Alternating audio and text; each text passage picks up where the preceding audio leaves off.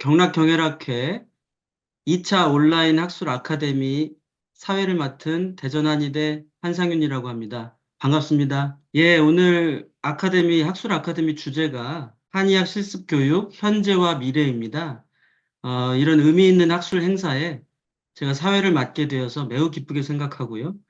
오늘 오신 분들이 한의학 실습 교육에 대해서 정보 교류하고 서로 공유하는 하나의 자리가 될 것을 좀 기대하고 있습니다. 그래서 오늘 연자 두 분 이따가 소개를 드릴 텐데요. 너무 준비를 또 잘해 주신 것 같고 경락경혈학회 이렇게 학술 아카데미 소중한 자리에 초대를 해 주신 것에 대해서 감사하게 생각합니다. 오늘 세션은 두 개의 짧은 강의로 이루어지게 됩니다. 먼저 첫 번째로는 한의학연구원에 계신 조은별 박사님께서 준비를 해주셨는데요. 한의학 실습교육의 변화, 경혈학 실습교육의 변화, 자침술기와 임상실습의 연계라는 주제로 짧은 강의를 해주실 예정이고요. 두 번째로는 현재 원광대 한의대에 연구교수로 계시는 한혜진 교수님이 한의학 임상실습 교육을 위한 인공지능 기반 환자 챗봇이라는 주제로 강의를 해주실 예정입니다. 두 분 모두 연구에 대한 열의가 아주 뛰어나신 걸로 알고 있는데 오늘 좋은 그 연구 결과, 성과를 공유해 주시기를 기대합니다. 먼저 첫 번째 연자이신 조은별 박사님의 소개를 간단하게 해드리겠습니다. 조은별 박사님은 원광대 한의과대학을 졸업하셨고 동대학원 석박사를 취득하셨고요. 또 침구의학 전공으로 수련의를 다 마치시고 전문의를 취득하셨습니다. 원광대 한의대 그 장항통합의학연구소에서 연구원으로 계시다가 지금 한의학연구원에 포스트 닥터 박사후 연구원으로 지금 재직 중에 계십니다. 주요 관심 있는 분야는 한의학 교육에 있어서는 다양한 교수학습법이나 평가법 그리고 임상실습 교육에 대해서 연구 관심 분야를 가지고 계시고 한의의료기술 임상 근거를 강화하는 연구를 진행하고 계십니다. 오늘 경혈학 실습 교육의 변화, 자침 술기와 임상 실습의 연계 주제로 좋은 강의를 부탁드립니다. 네, 안녕하세요. 한의학연구원 조은별입니다. 오늘 경락경혈학회 학술 아카데미에 초대해 주셔서 정말 감사드립니다. 그러면 발표 시작하도록 하겠습니다. 네, 저는 소개받은 조은별이고요. 오늘 발표에서는 2022년부터 진행해온 경혈학 실습 교수학습 매뉴얼 개발 연구와 최근 계속 변화하고 있는 조별 프로젝트 사례에 대해서 소개해드리고자 합니다. 먼저 경혈학 실습 교육을 체계적으로 하기 위한 교수학습 매뉴얼 개발 연구를 말씀드리고자 하는데요. 이 연구의 배경은 2022년도 초반에 제가 학교에 있을 때 지금 주 7일에 계신 홍지성 박사님과 함께 경혈학 실습 수업 모형을 개발하는 아이디어를 나누었고 당시 원광대 경혈학교실의 김재우 교수님께서는 22년도 신입생부터 교육과정 개정안이 적용이 되면서 이 학생들이 본과 1학년이 되는 2024년도에 경혈학 및 침구학 연계 실습이 이루어지는데 그 실습을 위한 준비를 하고 계셨습니다. 그리고 저는 이때 당시에 학위 과정에서 술기 교육과 평가법에 대한 연구를 하고 있었는데 술기의 절차와 매뉴얼에 대한 기초 자료가 많이 부족하다는 생각을 하고 있었고 또 우수 사례 보고를 넘어서 다른 수업에서 활용할 수 있는 확산 가능한 모형을 제시하고자 하는 생각을 갖고 있었습니다. 그래서 교육학 분야의 레피드 프로토타입 개발 방법론을 활용해서 연구를 하게 되었는데요. 먼저 체제적 교수 설계에 대해서 간단하게 말씀드리고자 합니다.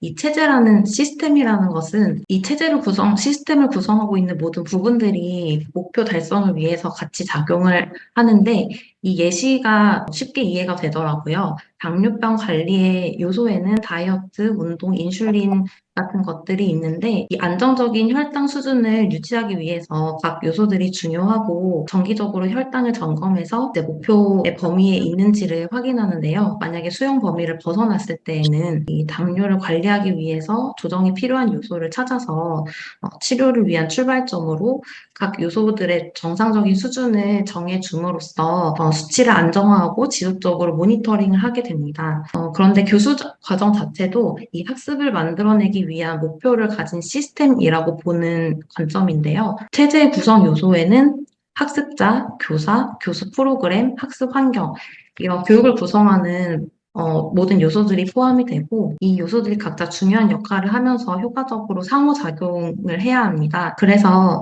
이 교육의 목표 달성 여부를 측정했을 때 만약에 학습 효과를 이끌어내는데 실패하고 있다면 이 구성 요소들을 수정해야 하는 것이고 이 체제적인 접근을 위해서 분석, 설계, 개발, 실행, 평가와 같은 방법으로 교수 설계를 하게 됩니다. 그래서 전통적인 딥과 캐리 모형에서는 이 설계 과정이 단계적으로 진행된다는 특징이 있었는데 최근에 교육 현장에서 많이 사용되는 래피드 프로토타입 모델의 경우에는 이 분석, 설계, 평가 과정이 단계적인 게 아니라 동시에 중첩적으로 수행된다는 관점에서 최종 산출물을 개발하기 전에 비슷한 프로토타입을 먼저 빨리 만들어서 의뢰인에게 보여준 다음에 피드백을 빨리 받아서 반영해서 수정안을 만들어낸다는 특징이 있습니다. 그래서 저희 연구에서는 래피드 프로토타입 모델을 사용했고 체제적인 교수 설계의 구성 요소를 알면 개별 교수자분들이 수업을 계획할 때 일부 또는 전체를 활용하시면서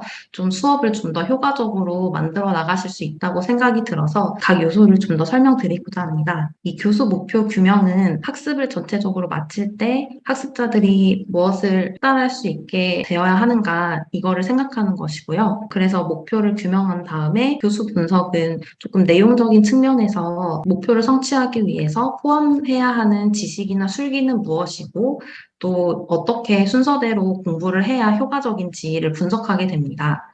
그리고 학습자와 상황 분석에서는 이제 학습자들의 경향이나 태도, 그리고 학습하는 상황, 그리고 배운 기능들을 사용하게 될 상황에 대해서 분석을 하고요. 성취 목표는 조금 더 구체적으로 학습이 끝났을 때 무엇을 할 수 있게 될 것인지를 기술하는 과정입니다. 그 다음에는 평가 도구 개발은 학습자들이 목표를 성취했는지 적절하게 측정할 수 있는 도구가 무엇인지를 정하는 것이고, 예를 들어 많은 분들이 알고 계신 객관식 문제나 시연, 포트폴리오 같은 것들이 있습니다.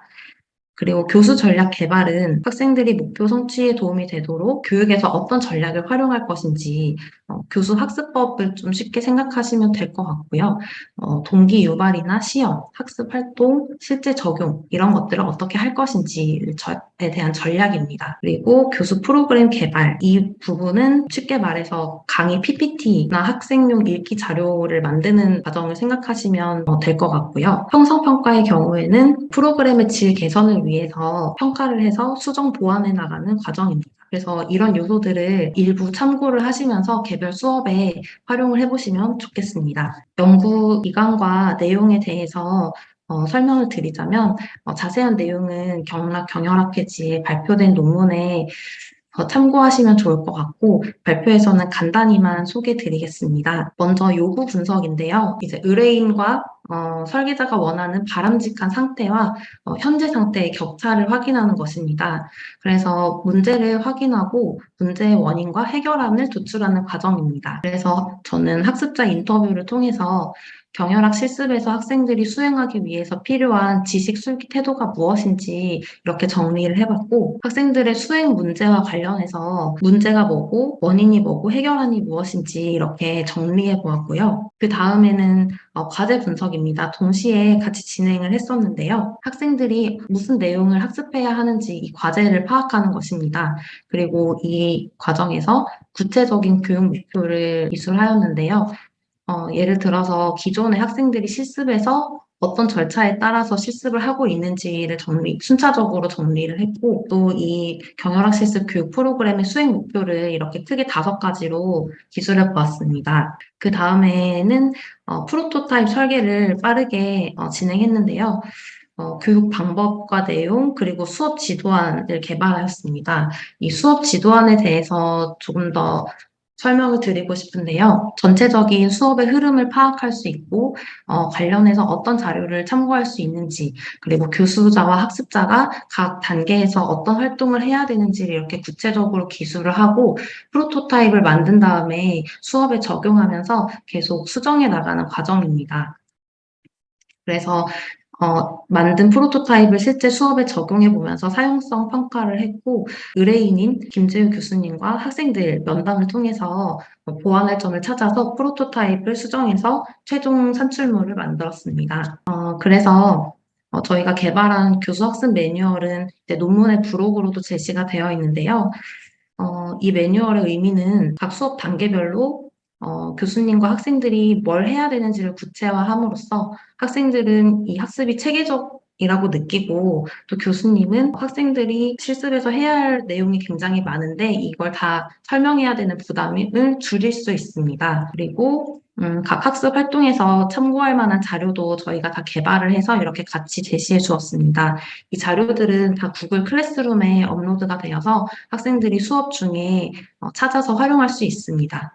그래서 학생 설문조사에서는 대부분 학생들이 학습 자료가 유용하고 내용이 분명했다라고 응답하였습니다. 그래서 이 매뉴얼을 개발하면서 학습 활동에 좀 변화가 있었는데요. 저는 이 변화된 내용이 1차 진료와의 간극을 줄이는 방법들이라고 생각하고 있습니다.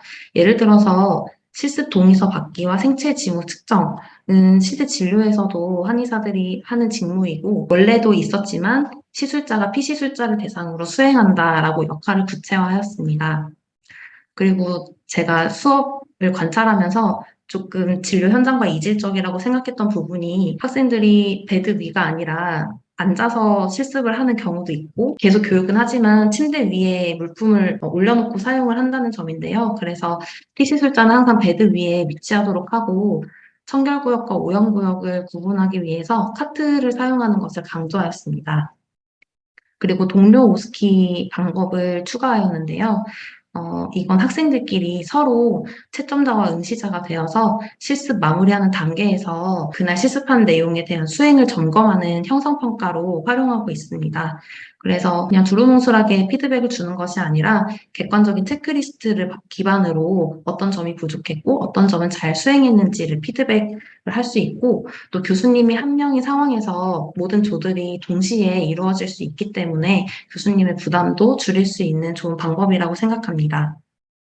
그리고 저는 진료 기록이 굉장히 중요하다고 생각하고 있어서 학생들이 실습 일지를 작성하는 것이 미래 한의사가 됐을 때 진료 기록을 작성하는 연습이 될 수 있도록 실습 일지 양식을 계속 업데이트해 나가고 있습니다. 그래서 올해 업데이트된 실습 일지를 보시면 실습 가이드가 먼저 나와서 이 학생들이 실습 일지를 작성하면서 어떻게 실습해야 되는지도 동시에 확인할 수 있고 역할별로 저희 실습에서는 시술자와 피시술자, 관찰자 이렇게 나눠서 실습이 이루어지는데 관찰자는 실습을 잘 하고 있는지 이 조원들을 점검하는 역할입니다. 그래서 위생과 안전 체크하고 또 각 조원의 수행을 관찰하고 피드백하고 이제 아까 말씀드린 오스키 채점 결과를 같이 작성하게 됩니다. 그리고 피시술자의 경우에는 실습에서 환자의 입장을 직접 경험해 볼 수 있기 때문에 취열 자세가 적절했는지, 그리고 시술자별로 수행과 의사소통 태도가 어땠는지, 그리고 환자 입장에서 실습에서 경험하고 느낀 점을 하도록 하였습니다. 그래서 위생과 안전 체크리스트도 이렇게 명시를 하였고, 시술자의 경우에는 피시술자 바이탈 사인 체크한 내용과 시술 전에 피시술자의 특이사항 상태를 확인하는 결과, 그리고 실습한 내용을 전체적으로 기술해야 돼서, 사실 좀 기록할 내용이 많은데요. 그래서 작성 가이드를 두어서 필수적으로 작성하는 내용을 이렇게 나열하고, 조금 부담을 줄이기 위해서 일부는 선택적으로 작성하도록 하였습니다. 그리고 모든 학생들이 학습이 끝나고 나서 성찰을 할 수 있도록 일지를 작성하도록 하였습니다. 그래서 시술자가 이제 사전 학습 내용도 정리를 하고 참여를 어떻게 해야 하는지 그리고 자침할 때 주의할 점은 무엇인지 경열별로 작성하게 되어 있습니다. 그리고 시술자별로 돌아가면서 이제 경혈을 참여하고 자침을 하는데 그 실습 내용을 다 기록을 해서 또 실습 내용에 대한 증빙과 동시에 진료 기록을 작성하는 연습을 하고 있습니다. 그리고 학습에 대한 성찰은 간단하게 이렇게 가이드를 주고 스스로 학습을 돌이켜보고 앞으로 보완할 점과 더 학습해야 될 내용이 무엇인지 점검해 볼 수 있습니다. 그래서 경영학 실습 교육 효과를 확인했을 때 저희가 설문과 인터뷰를 진행하였는데요. 학기 초와 학기 말을 비교했을 때 자기 의사소통, 자기 효능감이 유의하게 상승했고, 특히 환자가 자신의 생각과 감정을 잘 표현하도록 격려하는 것, 환자와의 대화를 체계적으로 진행하는 것, 그리고 환자가 자신에게 제공된 정보를 이해하고 있는지를 의사가 확인하는 것, 이것에 대한 자기 효능감이 특히 유의하게 상승하였습니다. 그리고 인터뷰를 통해 나타난 수업의 장점은 각 역할 경험을 통해서 자기 성찰이 이루어지고요. 경영학 실습의 핵심 목표인 참여과 자침 역량이 향상된다. 그리고 교수 학습 매뉴얼을 통해서 체계적인 학습이 가능하다는 점이 도출되었습니다. 그리고 최근에는 기초와 임상 교육의 연계가 강조되고 있는 상황인데요. 관련해서 경영학 실습에서 이루어지고 있는 조별 프로젝트 사례를 소개하고자 합니다. 저는 경영학 실습에서 학생들이 굉장히 훈련을 많이 하는데 실제 문제에 적용해 볼 기회가 부족하다고 생각을 했었고 또 다른 연구에서 졸업학년 학생을 인터뷰했을 때 실제 환자에게 어떻게 치료해야 될지 구체적인 치료 계획 세우기를 어려워한다는 점을 확인했습니다.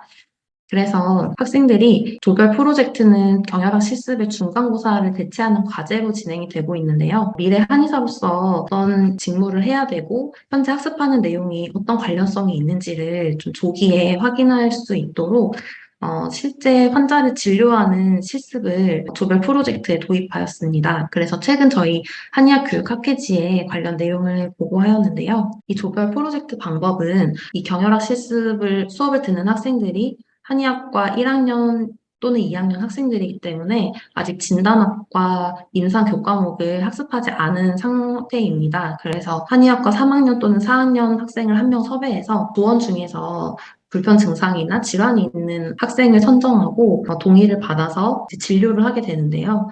먼저 이 증상 또는 질환에 대해서 학습을 하고 이제 경영학 실습실에서 진료를 하게 됩니다. 그래서 병력 청취와 진찰을 통해서 종합적으로 진단을 하고요. 이건 이제 본선사 선배와 같이 수행을 하고 침치료 한 가지로 치료 방법을 제안해서 경혈화 실습에서 익힌 호침 시술을 직접 해볼 수 있도록 하였습니다. 그래서 선혈의 적절성을 추적 관찰할 수 있도록 한 회당 경혈 5개 이내로 선택해서 자침을 해볼 수 있도록 하였고 학습하지 않은 경혈은 지도하에 자침하는 것으로 좀 안전관리를 위해서 정해놓았습니다. 그리고 이제 재진을 하면서 환자의 치료 경과를 직접 확인하고 총 4회 이상 치료 후에 진료를 종결하도록 하였습니다. 그래서 학생들이 경과를 확인하면서 침 시술할 경혈을 변경하는 것도 가능합니다. 그리고 만약에 예상치 못한 이상 반응이 발생했을 때는 바로 교수자에게 알리도록 하고 모든 실습을 경영학 실습실에서 지도 감독하에 수행하도록 해서 학생들의 자침에 대한 안전성을 보장하고자 하였습니다. 그래서 과제물은 원래는 조금 보고서 형태로 했었는데 학생들의 부담이 너무 많아서 올해 이번 학기부터는 PPT와 동영상 발표로 결과물을 정하고 이 발표 안에 추진했을 때 확인한 항목과 결과, 진단 근거, 경열 선정 이유, 그리고 학습에 대한 성찰까지 포함해서 발표하도록 하였습니다. 그리고 진료 기록도 초진 기록과 재진 기록 양식을 주고 직접 기록하고 그 결과물도 이제 평가에 참고하도록 하였습니다. 근데 제가 사실 좀 고민이 많은 부분이 학생들의 반응을 보면 앞으로의 학습 방향 설정에 도움이 된다는 의견들도 있지만 진단학과 임상 교과목을 학습하지 않은 상황에서 과제가 너무 어렵다. 과제에서 요구하는 내용이 너무 많고 또 어떤 학생은 이제 제가 실습을 하면서 CPG를 참고하도록 안내했는데 이게 학습 동기 유발에 적절한지 의문이다라는 피드백을 주었습니다.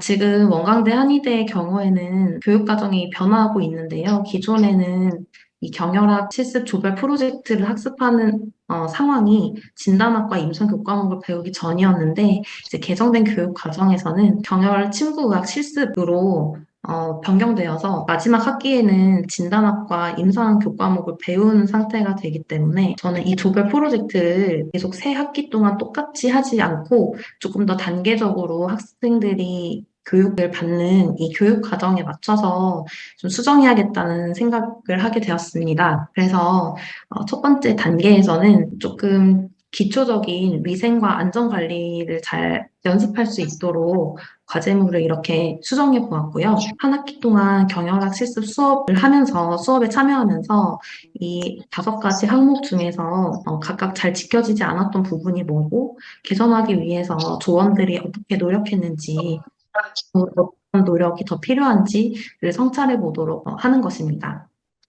그리고 두 번째 단계에서는 저희 김재우 교수님께서 초음파 영상 실습도 지금 수업에 많이 활용을 하고 계셔서 침으로 자극하는 대상 구조물을 학생들이 구체적으로 인식하고 초음파를 통해서 직접 확인하는 것을 목표로 해서 한 학기 동안 경혈학 실습 수업에서 학습한 경혈 몇 개를 초음파로 영상을 찍어보고 영상에 나타난 해부학적 구조물도 표시해보고 목표할 수 있는 구조물이 무엇인지 학습해서 이 내용을 발표하도록 좀 설계해 보았습니다.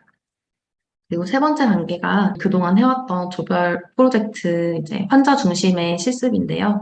환자를 진찰하고 시술한 다음에 시술한 내용을 적절히 기록할 수 있다는 목표로 치료 경과는 객관적으로 평가하고 총 4번 진료를 하고 종결을 하는 그런 방법으로 조금씩 수정을 하고 있습니다.